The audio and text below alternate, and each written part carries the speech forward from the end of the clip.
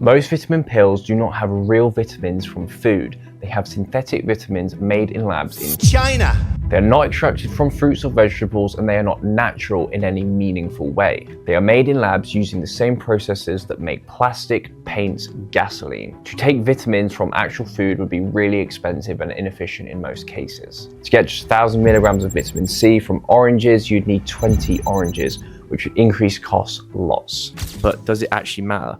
Do synthetic vitamins have the same health benefits? The first thing you need to understand is that some vitamins and minerals actually compete for absorption with each other. For example, copper and zinc compete for absorption, vitamin A and vitamin E, and so do many others. Taking a huge dose of vitamins and minerals is pretty unnatural and would actually be really rare for you to find anything like that in nature.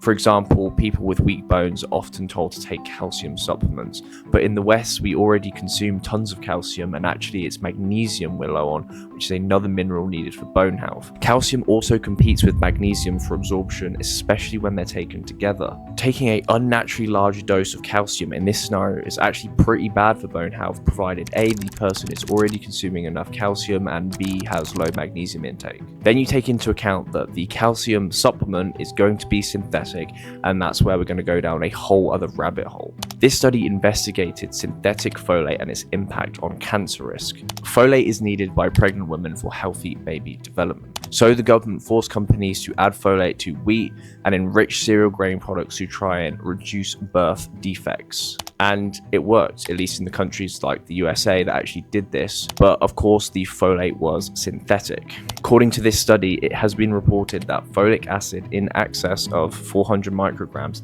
saturates an enzyme called DHFR, which has been identified as cancerous. And obviously, dosage becomes harder to manage when everything's fortified in random stuff that you eat. Some studies showed an increase of certain cancers in high-risk populations or those already exposed to precancerous lesions. And there are also quite a few studies that show similar results. Basically saying that high-dose folic acid, and that's the key here, high dose, through supplements and that being added to food and therefore synthetic equals increased risk. The study also admits that this is not conclusive and that more research is needed, but that doesn't look so good. This seems to be why the UK didn't do this in the 90s when the USA did, but it is now starting to do that in 2026. Here's what seems to be happening from my perspective. When you eat food, it does not only contain one vitamin in a large dose, it usually contains multiple vitamins. It also contains enzymes, flavonoids, minerals to help your body actually use the vitamins and the nutrients. They help your body not only use the nutrient, but they also help your body absorb it at the right pace. Magnesium helps your body use vitamin D.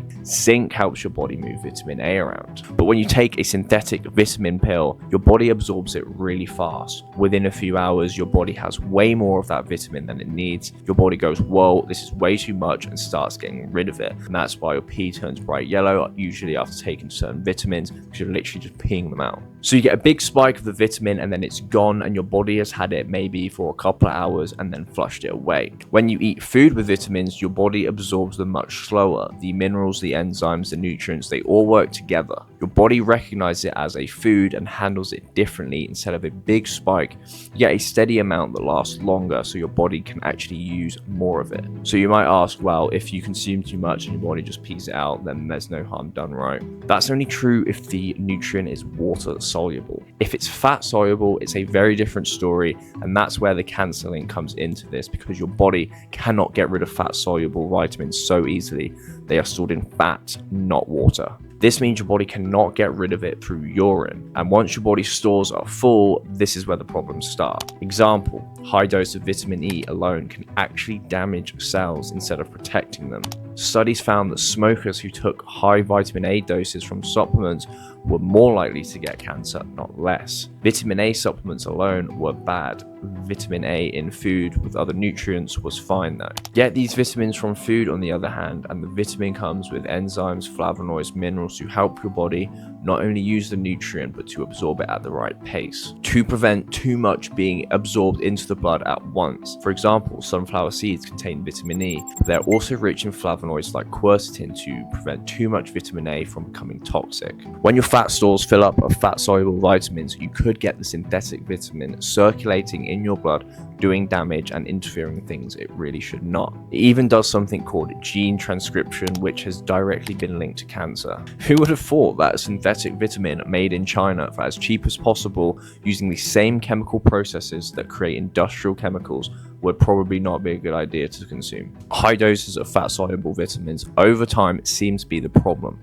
Your body just cannot get rid of them, and when they're floating about in the blood, it appears to cause problems. But why do we not get vitamin D toxicity from the sun? Well, your body has evolved over a million years and has developed a system to manufacture vitamin D from sunlight. Once it gets enough, it just stops making it. Simple as that. But it does not have the same off switch for taking supplements, as they are brand new from a evolutionary standpoint. So zooming back out, I would not advise taking high dose of fat soluble synthetic vitamins for very long, and I would be super careful with the doses, and ideally I would get them from food where possible. Synthetic water soluble vitamins I am not so sure about, but why would you buy a multivitamin and take synthetic nutrition when you can just eat red meat? It's basically got every water soluble vitamin apart from vitamin C. And this is coming from someone who literally runs a supplement company. I take as few supplements as possible, and the ones I do take are pretty much all herbal, and they come from nature. So we don't sell synthetic vitamins, as I've known this for ages, except for vitamin D.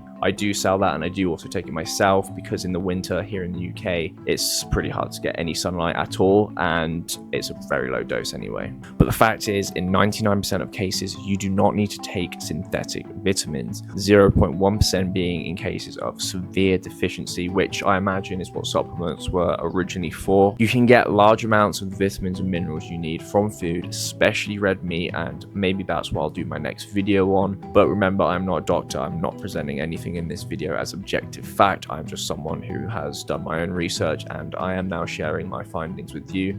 If you happen to have a different perspective, then let me know in the comments. I'm more than happy to debate this.